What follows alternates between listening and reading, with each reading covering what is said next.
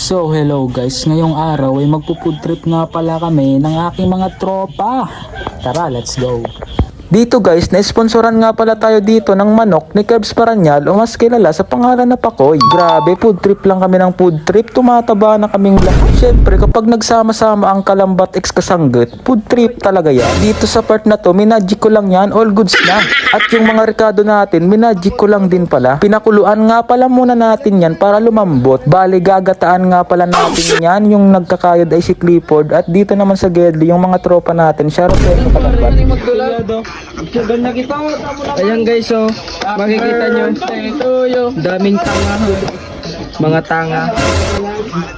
Birthday din. At magsasaing nga muna pala tayo dyan. At o din naman nga kita sa video na ay sistema, naturog na. Balik tayo sa niluluto natin. Lumambot na nga pala yan pre. Maglalagay na nga muna pala tayo dyan ng mantika at igigisa natin ng luya. Bali palalabasin muna natin dyan yung aroma. Pagkatapos nyan, nilalagay na natin yung sibuyas at imemekos-mekos na nga yan. Pagkatapos ng 3 araw na paghalo, nilagay na natin yung sili. Bali, konting sili nga lang pala yun nilagay namin dyan kasi nung isang araw nag-food trip kami, halos hindi na makain.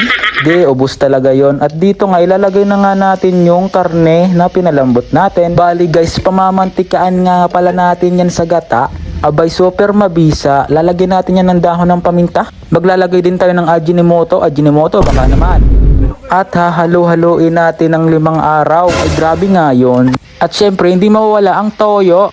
At dito na tayo sa exciting part, ilalagay na natin yung unang piga ng gata. Bali, hahayaan na nga pala muna natin yan.